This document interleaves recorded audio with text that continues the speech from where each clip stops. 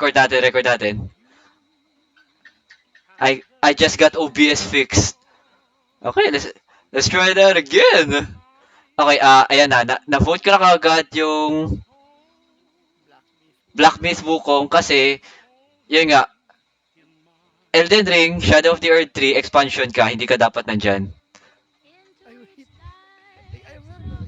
Expansion lang to, di ba? Oo. Siguro may re-release siya. Ano yung marketing ito sa ba? New game di, 2024? 20, oo, pero ano kasi, para sa akin, Wait lang, pre. Kung may Elden Ring ka nung sa una, tapos na-release yan, ang ginagawa nila ay ano lang yan, separate na game or ano, pag i-update muna.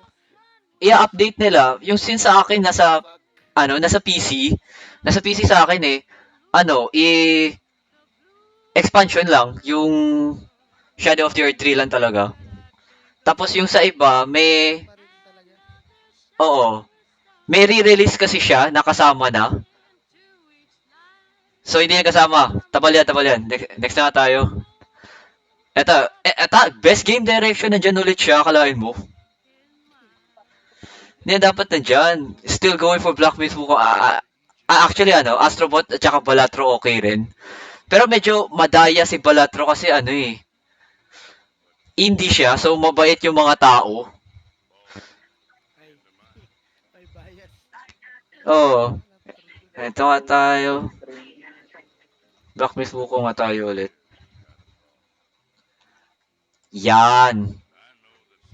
Best narrative. Ah, actually konti lang yung mga alam ko dito. Ito hindi ko nalaro. Wala akong alam. Wala din. I haven't played any of this, so ito na lang. Silent Hill 2 kasi minsan may comeback din yung mga ganyang game eh.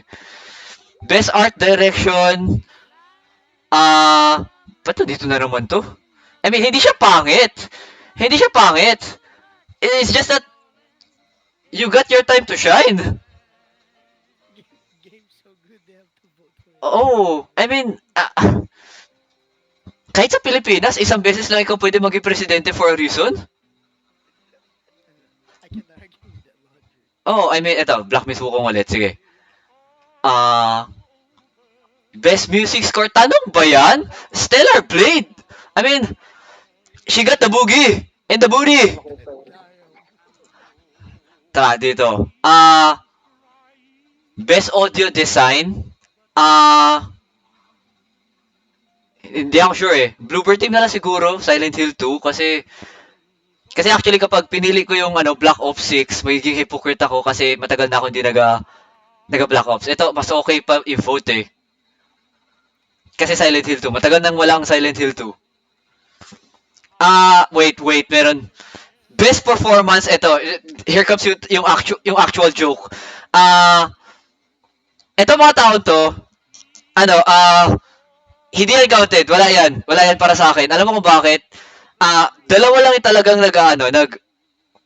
nagtatalo. Watch, tignan mo to. Ito dalawa lang sa may, it's either non-binary ka, So, I'm non-binary. or may mas maganda pang performance. Watch this. Racist ka naman. The black kid dresses like a writer. Does he know anything? Oh. You are racist. Oh, Nakita ko yun. Itang inang yan. guys, pili kayo. Non-binary o racist? hindi hindi ka makakapili, men. Wala. Actually, yung sa Star Wars Outlaws naman is hindi niya kuha yung muka. Hindi nila kinuha yung muka. Yun talaga yun eh. Oh, wait, may i-reply lang pala ako.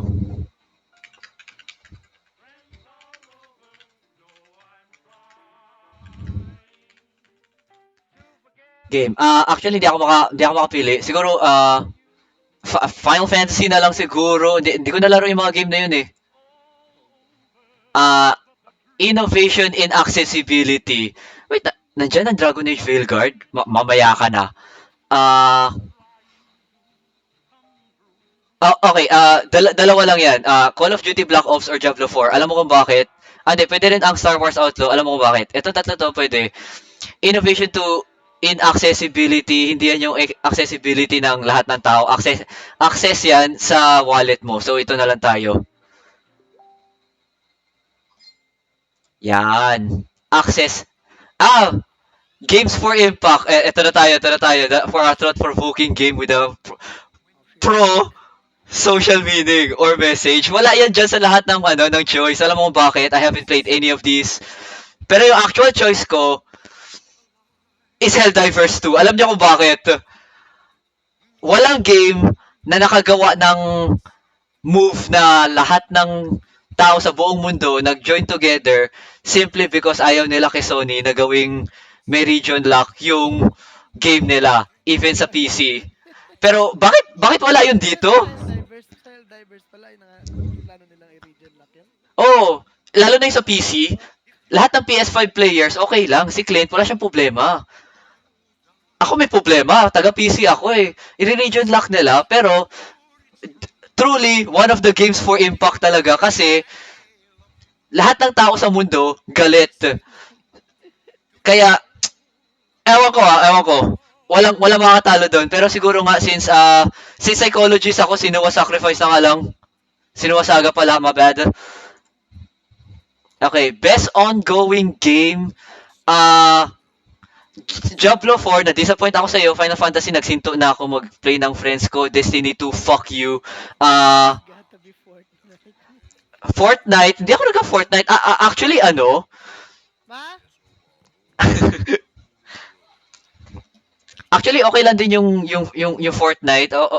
I like the mga design. Mas okay naman kaysa Concord. Oh, yun. Ay, sayang. Dapat nandito yung Concord. Oh, wait. Wala ka pala na kaagad ng 2 linggo pa lang, talo ka na kaagad. So, I guess, Helldivers 2 na lang. Okay, best community support. Baldur's Gate had their fun. Fortnite is, well, nandyan siya.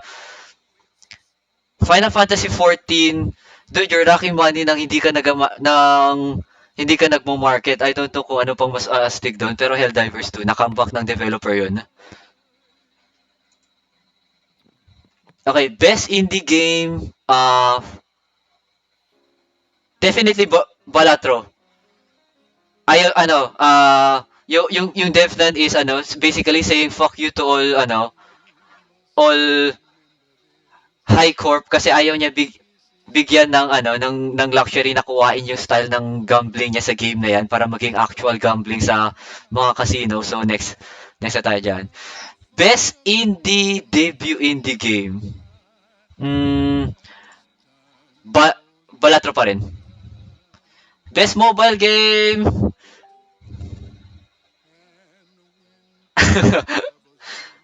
AFK Journey. Nakita ko to, hindi ko pinansin. Maganda yung art niya. Balatro is nandyan. Wuthering Waves. And hindi ako nag-start Honestly, never ako nag-start ng Wuthering Waves.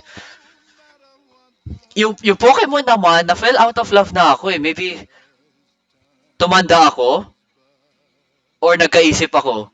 Just because tumanda ka doesn't mean nagkakaisip ka eh.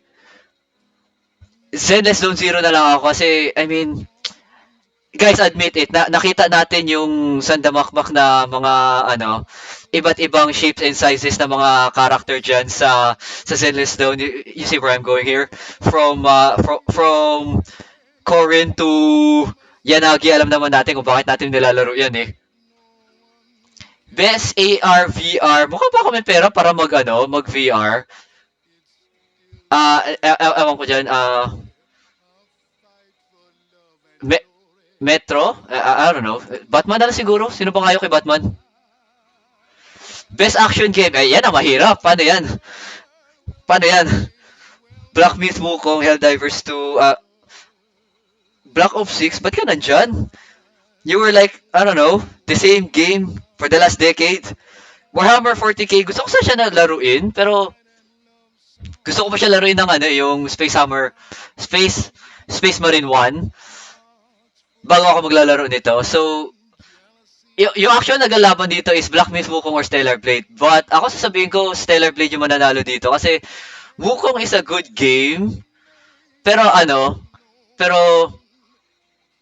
I guess may mga moves si Eve na mas controlled at saka mas various yung magagawa mo. Si Wukong kasi konti lang yung combo mo eh. Si Evos marami siya nagagawa eh. Although yung pinaka-astig lang sa Wukong is yung final boss.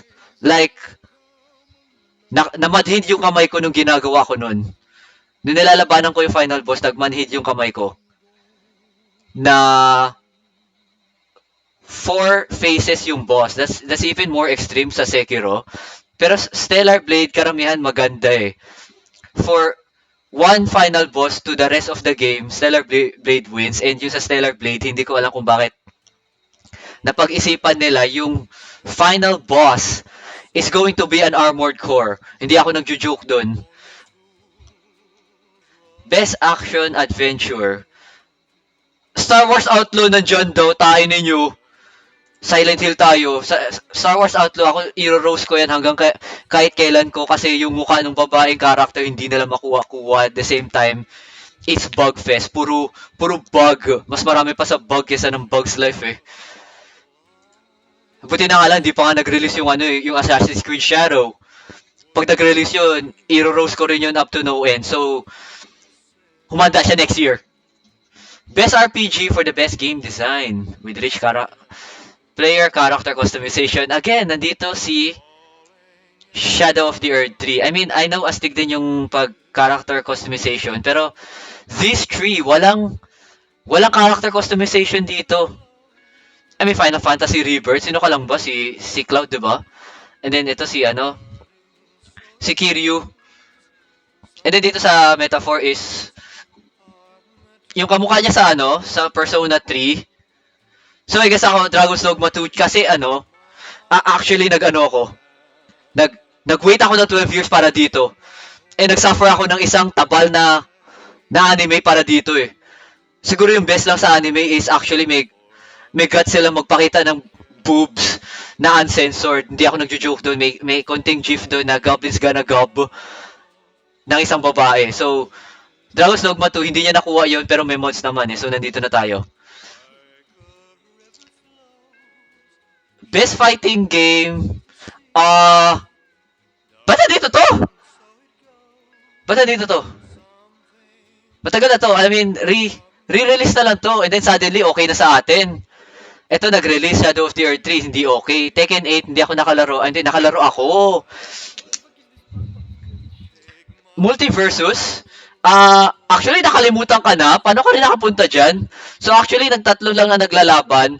Dragon Balls, Grand Blue. Parang siyang ganun, Super Smash. Pero sa mga Cartoon Network at saka Warner Brothers na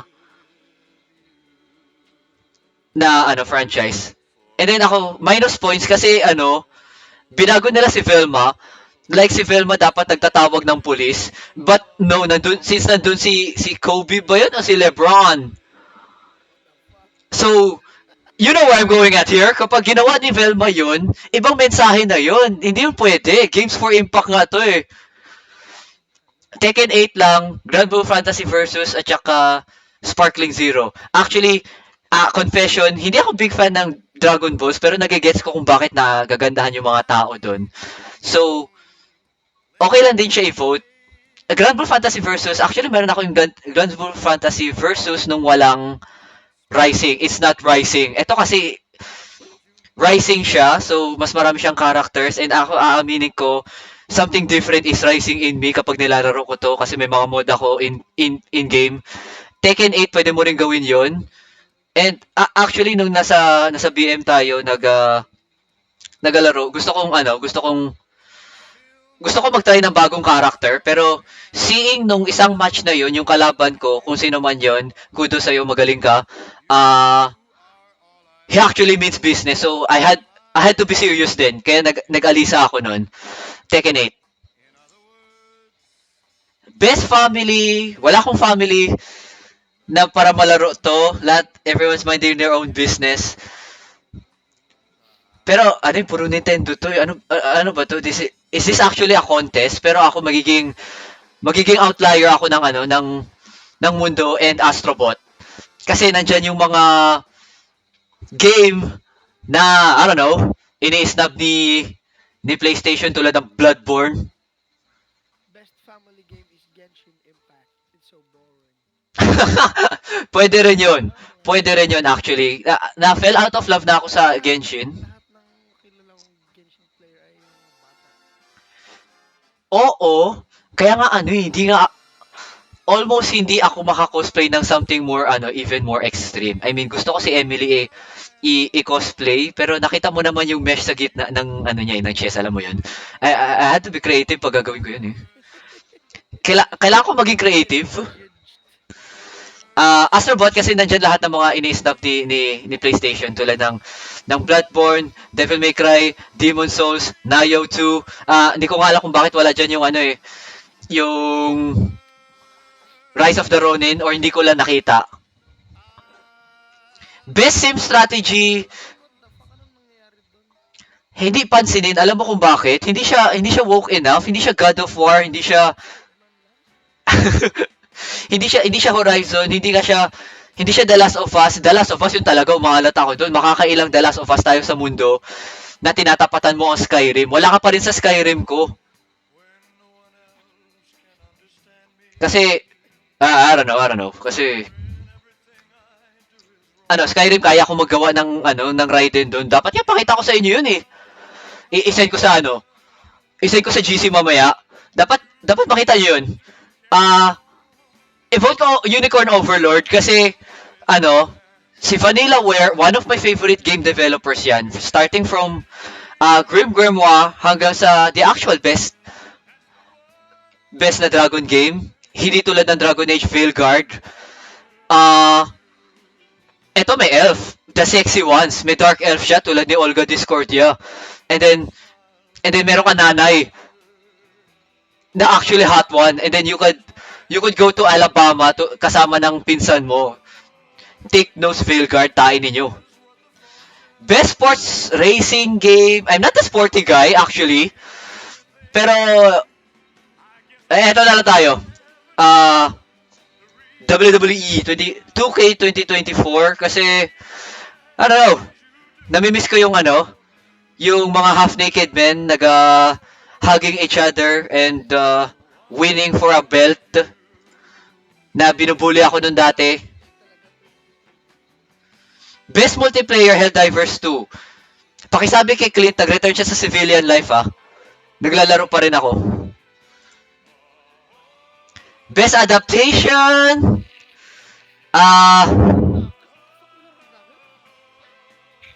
Okay. Ako sasabihin ko, hindi ko nga alam na may Yakuza na palabas. Ngayon ko lang nalaman yun. Tayan. Eto, ba't na dito? Ba't na dito? Walang ginawa si Lara Croft dyan, kundi umiyak. Tapos ba't hindi nila in-inspire yung voice actress niya, si Hayley Atwell? Nakita mo yung budget niya? Like, talagang big budget. Naintindihan ko kung bakit bumalik si Captain America para sa kanya back in 1945 eh. Knuckles, actually maganda to. Napanood nyo na to? Okay to. It's fun. It's actually family friendly and it has great soundtrack. It's clicking sa music taste ko. Arcane, actually hindi ko pa napanood yung Arcane Season 2. Hanggang Season 1 ang natatandaan ko lang is Jinx blew up Caitlyn's mom. Hanggang doon lang natatandaan ko. And then, guys, yes or no question, totoo ba yung nakita ko si Caitlyn naka-underwear? Totoo yun, di ba? Sabihin nyo, totoo yun. Arcade is non-existent whatsoever. Ay, hindi yun totoo? Yeah. No! Paano yun? Na-disappoint ako. Nagsinungaling yung internet. Ano ba yan? And then, Cake. favorite ko pa naman si Caitlyn doon. Actually, maganda siya. Nagagandahan ako sa kanya. Si Vi, siya yung tipong tipong aawayin ako kapag na-misgender siya. Pero actually, hindi pala. Hindi pala. Yung character niya sa Arcade, mas mellow. Oo, actually, she's actually likable.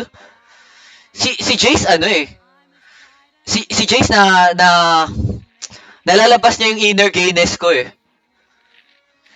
Si Silco, best villain dad. Vanders is actually the actual best dad. Now, we're stuck with dito sa Fallout. Oh boy, Fallout.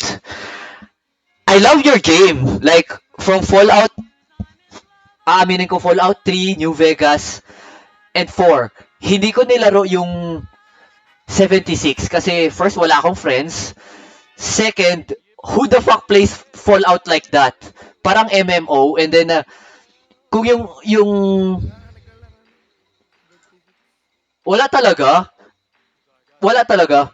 Like, yung Fallout 4, actually, medyo pumangit at saka tumabal yung mga NPC. And then, the next game, Fallout 76, si Todd Howard nag-give up na lang bigyan tayo ng NPC eh. And then, meron tayo nito. Meron tayo nito. Who boy? Paano, saan ba ako magsisimula? Adaptation. Etong Fallout? Actually, sariling story siya na Series? naset siya sa after ng Fallout 4. So medyo na itutuloy nila yung story, pero naglagay sila ng canon eh. I'm being lenient na dito ah. Masyado ako maraming mura dito na gawa nung pinapanood ko to eh. Like ginawa nilang canon yung sa Fallout 4 yung massive airship ng Brotherhood of Steel, which is naging canon. Sa Fallout 4 pwede mong sirain yun kasi fuck you Brotherhood of Steel. So, since dyan meron na, wala na, kinanonize nila. Pero ako, but you're not tricking me, pal. Hindi yung canon, tayo niya. Tapos, as the series goes on, okay na nag-feature sila ng mga iba't ibang character. Nakalimutan ko na yung character name ng character niya. Let's just call her Ella Purnell kasi siya yung actress. Also, si Jinx Yun sa Arcane. Let's just call her Ella Purnell. And then, meron siyang ghoul na naging kasama, which is, he's actually badass, pero hindi niya alam kung anong lugar niya sa palabas eh. Like, I don't know. Hindi niya alam. Siya lang yung taga-sabi ng mga nangyari noong panahon kasi nabuhay siya pre-war kasi siya daw si Pip-Boy. Can you believe this shit? Siya daw si Pip-Boy. And then yung si Mad Maximus, yung Brotherhood of Steel na hindi niya alam kung ano yung ginagawa niya sa buhay niya, na actually okay sana yung character niya until ewan ko, nagiging nababackseat siya kasi tabal siyang tao, hindi siya nakakatulong actually sa series. So si Ella Purnell lang talaga yung actually nagmamatter dito, tsaka yung kapatid niya na na-stuck sa vault. Ay, nagsa-spoil na yata ako eh. Yung kapatid niya basically, kung sa Fallout term yan, kinontinue niya yung buong main story hanggang sa matapos yung series. Si Ella Purnell, na sidetrack siya ng buong... si Ella Purnell yung actually player. Siya yung player kasi na sidetrack na siya ng mga side quests. Takot na pala to. Ay, nakita mo na yan? Hindi ko napanood. Ah, Nakita ko lang sa Reels. kung fan ka nung game, wag mong panoorin to. Yun talaga, like, Hello? uy, hello, sino? By the way, yung sa may Fallout 2 yung yung continuation natin ng yung sa movie. Fallout 1 at 2. Kasi Good Springs yun eh. Oo, pero yung nakakaasar, Future yun siya ng Fallout 1 at saka 2. oh, tsaka New Vegas. Kakalam ko. Oh, pero eto, here's the thing. Yung sa yung sa New Vegas, from Fallout 1 to New Vegas kasi, yung NCR, New California Republic, hindi National Capital Region iba yun. Yung New California Republic is, siya na yung bagong demo. Yung grupo nila. Oh, malakas yun. Good Spring yung capital. Tapos, and then, some guy with a marriage problem managed to blow it up, and then the show refuses to elaborate. Come on, like, give me something. Kahit Biglang nawala yung NCR. oh, bigla siya nabura sa map. Ano yun? Doon ako umalat. Ano yun, pero na-weird na ako sa NCR kung bakit bigla silang napapanood. Parang kumunti doon sa lugar na yun. Ay, Dami-dami nila doon sa Vegas. kaya nga eh. So, again, hindi mo pa na na nakita, I mean, yung nga, Fallout 1, 2, and New Vegas, malakas ang yung NCR. Kaya nga meron tayong Desert Ranger, one of the best talaga na ano, na design next to T45. And then, some guy talaga with a marriage problem managed to blow it up out of the map. Okay lang sa akin mawala ang NCR, not gonna lie, okay lang sa akin, pero bigyan mo ko ng magandang backstory para magawa yun. Hindi eh. He just did. And refuses to elaborate. So, this is basically fight between Ella Purnell and Idris Elba. Torn ako dito sa dalawa eh. Yung Arcane at saka Knuckles, Goggles na Knuckles. This is actually fun. Pero parang medyo na sidetrack ng konti si Knuckles dito. So I'm just gonna vote for pagtitiwalaan ko yung internet pagtitiwalaan ko yung internet, hindi ko pa napanood to and I'm already voting for this. Most anticipated game. Whew. Ghost of Yote, Liga Assassin's Creed. Ha! Wala ang Assassin's Creed Shadows. I mean, sinong gusto mag-vote kay Japaniga? Most controversial, oo. ay, pag sinabi ko, pag in-stream ko to sa Twitch, mawawala ako. Mawawala ako pag in-stream ko to sa Twitch. Sinong gusto mag-play as Japaniga? Ba't hindi nila in-inspire kay ano? Kaya bakit din na lang nila kinuha? Nag-expect, Kunin yung pre, yung mga ninja ng Japan ng that time. Okay, gusto nyo ng game na na-inspire doon and nandun din si Japaniga. Not gonna lie, nandun din si Japaniga. Alam niyo yung game na Nayo? Nayo. Okay, it was way before. Hindi siya pwede mapunta dito pero yung settings ng game is parehas dun sa Assassin's Creed Shadow. It was set sa feudal Japan nung nasa Reign of Terror or Awesomeness pa, depende kung paano mo tignan si Oda Nobunaga. Sengoku ba? Sengoku. Kasi Sengoku nangyari nung pagtapos ng unite yung Yeah, so, buhay pa si, Inayo 1, actually, ikaw doon si William Adams, English sailor / pirate na lang, na napunta sa Japan as parang English expedition siya pero na-trap siya doon for a time and then yun nga naging samurai siya doon but hindi si William siya na lang yung character doon sa Assassin's Creed Shadow. What nandito na naman tayo sa White Savior pero again napag-usapan na namin to ng kuya ko eh. So kung lalagay natin si Japaniga this ain't gonna die quickly. The term Japaniga will never die. Napag-usapan namin is, nandun din siya sa Nayo eh. Para siyang bodyguard ni Oda Nobunaga. Kasi si Nobunaga, nafa-fascinate siya sa mga exotic na bagay. And si Japaniga, exotic siya, slave siya eh. Pero yun nga, ginawa siya, tinrain siya, malaking katawan. I mean, sino bang hindi matatakot na Japanese makalaban ng isang malaking tao na may hawak din na same armor as you. So, yun. Never naging clear sa history kung samurai ba siya or retainer lang. I'd like to think na neither.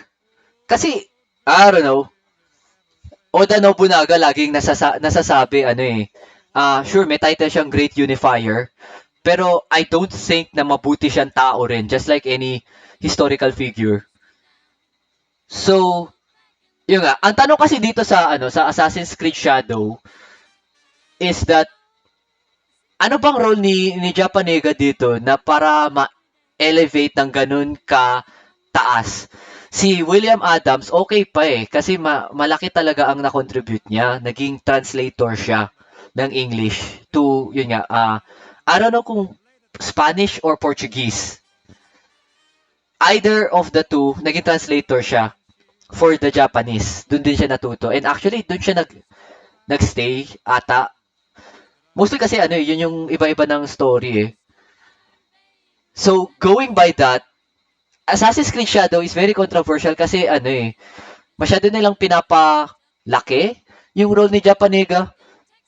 And then, there's also series na tradition na never ka mag-feature ng historical figure no matter how small he is sa history as a playable character. I mean, pansinin nyo lahat ng character ng Assassin's Creed, never siya naging playable. Kaya ayun, buti na lang hindi nag-release ang Assassin's Creed Shadow itong year. Pero, next year won't save him. Nandito pa rin ako. So, going sa mga game, Metroid Prime 4 Beyond is actually something na never ko pa nalaro, yung mga Metroid series. I like Metroidvania games tulad ng Ender Lilies at saka ng mga Bloodstain at saka Castlevania nga.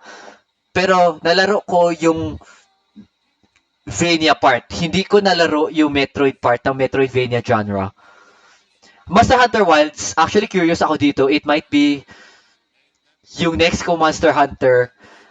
Kasi matagal ako nag-stop. Nilaro ko yung sa 3DS, yung Monster Hunter 3. Hindi ako nagandahan. Like, para kang, ang pangit ng control, para kang nagda-drive ng bus with your dick. Ang pangit, hindi ako maka-aim. Ghost of Yotei, nag-enjoy ako sa Ghost of Tsushima. On lethal mode pa nga yun eh, like, talagang natitrill ako sa lethal mode. Hardest difficulty kasi as a Dark Souls player, it would be insulting sa akin na magno-normal or mag-hard lang. Kailangan harder. Stay hard. Kailangan David Goggins tayo. Stay hard. Death Stranding 2 is actually hindi ko maintindihan tong game na to. Nalaro ng kuya ko, tinry niyang i-explain sa akin, hindi ko pa rin na-gets. Hindi ko alam kung anong ginagawa nila dun eh. Nandun si Norman Reedus at saka yung funky fetus niya. And that's about it. You deliver pizza, I guess. And then nandun si Mads Mikkelsen. Tapos may whale. May magic whale. GTA 6. This is JoJo Part 6. Gets nyo yung pattern? JoJo Part 6 yan. Napanood yung JoJo, di ba? Wala pa nga part 6 ng Jojo. Part 5 pa lang. Part 5 pa lang? Oh, okay, watch. Bibigyan kita ng quick rundown both GTA 6 and JoJo Part 6. First na main character na dyan sa series is babae. Si Jolene. And then dyan sa GTA 6. Naset siya sa Florida. And then dyan sa GTA 6 is Vice City. Is also a direct... is also a direct translation ng Vice City. Is also Florida. Okay? And then, okay. Kung napanood nyo yung trailer, nag-start yung trailer at saka yung series, both JoJo Part 6 at saka ng GTA 6, is a prison. Sa prison nag-start yung both ng franchise na yan. So, this is definitely JoJo Part 6. Eto para sa akin, this wins, man. This wins. JoJo Part 6. We're voting JoJo Part 6. Content creator, I don't know any of this dude, so Pecora tayo. I mean, not Pecora herself, but yung nanay niya. Like, nandito lang siya dahil dun eh. Lahat ng The Game Awards kung na-participate, walang anime girl. So definitely Pecora, your mom is hot, and aminin nyo, Pecora made it dahil sa nanay niya. Yung nanay niya ang nanalo. Esports, okay, wala akong alam dito. Guys, tulungan nyo ako dito. Bakit walang League of Legends? Like, nandito nga Riot Games. Ito na, I mean, dalawa lang naman eh. Ako, Dota 2 at saka League of Legends. Nalaro ko to. Na-remind niya ako kung bakit hindi ako naglalaro tong dalawa. So, siguro i-support ko rin kayo. League of Legends. I don't play League of Legends kasi naglalaro ako ng Dota dati. And hindi rin ako tumagal kasi nare-remind niya ako kung bakit nga ba ako hindi nakikipaglaro. Like, no high school ako wala. Senior high doesn't exist back then. Nakikipaglaro ako sa mga kasamahan ko. Kasabahan. Hindi ko sinabing friends. Hindi na kami friends. Dati friends kami. Nung naglaro kami, hindi ko na sila friends. I don't mind them losing. Pero, yun nga, both MOBA, lahat ng MOBA game, reminds me kung bakit nawawalan ako ng kaibigan from time to time. Pero i-vote ko pa rin siya. Best e-sport athlete. Guys, tulungan niyo ako dito. Si Faker lang talaga, no? Si Faker lang. Siya lang. Si Faker lang. Walang ibang choice. Walang ibang choice. Walang ibang choice. Panood, pero yun. Sige, sa faker na lang. Dapat nandito sila, Nana? Alam nila to? Next. Hindi ako nanood ng ano. Kaya nga eh. Ito. Bilibili Gaming. Guys! Someone should call si Nana. Hindi ko to alam. T1 na lang din. Di ba siya yung panalo? Iwan man nanalo. Oo. Sa offline gaming man yung ano, yung last team ng ano, ng league. Okay, ito. Sa finishing touches ng The Game Awards, sasabihin ko I think I'm a League of Legends fan starter pack ko. Nanood ng arcade. I think I'm a League of Legends fan. I think. Kasi arcane lang at saka mga dojo nakikita ko eh. Honestly speaking puro dojo ang consumption ko ng League of Legends, especially kay Ari tsaka kay Sona. Between Ari and Sona, I don't know, si Sona mas astig. So that's about it. Tapos na. Ako sasabihin ko, yung best performance, doon ako sobrang na-disappoint. Wala doon yung favorito ko eh. Non-binary or racist. Notify me when each round. Siguro nga, ano nangyayari dyan sa screen ko? Patingin ko ulit ng screen. Okay. Wala akong makita sa screen. Ay, wala ba? Wala akong nakikita. Ay, wala. Hindi na makapanood kasi yung mga naman sa... Wait, so kailan yan nawala? Yung screen?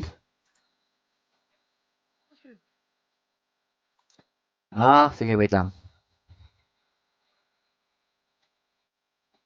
Gusto nga natin yan. Yan, wala na. That's about it. Tayo naman, no?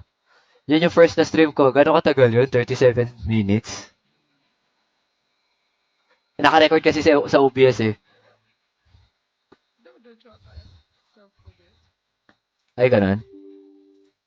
Anyway, gusto niyo rin manood kung paano ako Zenless Zone? Yun na. Flex. Tara, mag-flex tayo, flex.